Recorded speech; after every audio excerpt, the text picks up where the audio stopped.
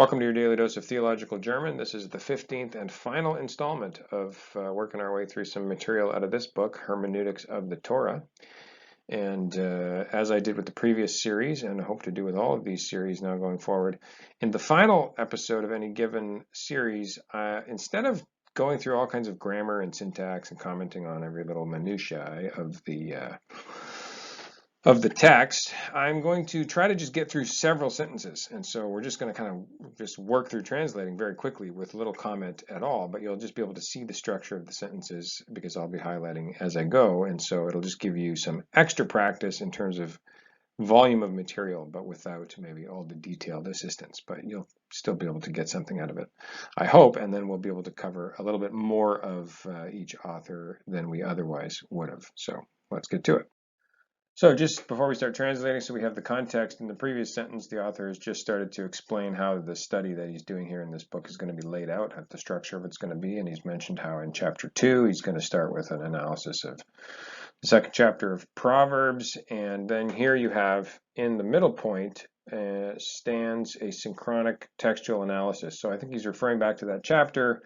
He doesn't really mean in the middle point of the chapter. He's basically saying the focus of that chapter is going to be a synchronic analysis of the text in which, here you have a passive construction, is asked about the structure of the text.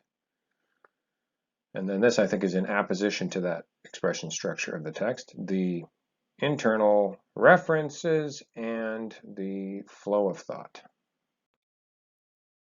Then you have here a da word here, darauf, therefrom, or what you want to maybe just say is from it, or from that, from it, from this, follows in chapter 3 the investigation of the cross connections between Proverbs 2 and other, and I don't know what you want to do with this expression, literal traditions is really the right, well, that would be a literal translation of literal, because it does tend to do the same work in German that it does in English, where you're talking about literal in terms of, just an exact translation of some kind.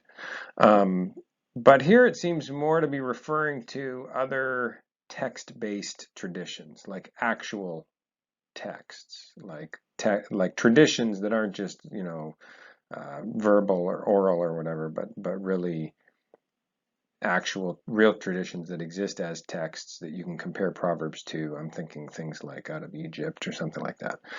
So I think that's what he means by literal traditions, something like textual traditions.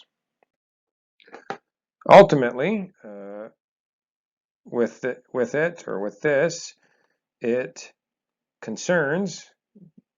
Gehen is not just the verb gehen, but of course you're going to say something like is about or concerned. Ultimately, with this, it concerns the application of the, you got to jump down here, methodological paradigm that was, let's see here, in chapter or section 1.2 that was developed in section 1.2, methodological paradigm of a tradition history in the wider sense.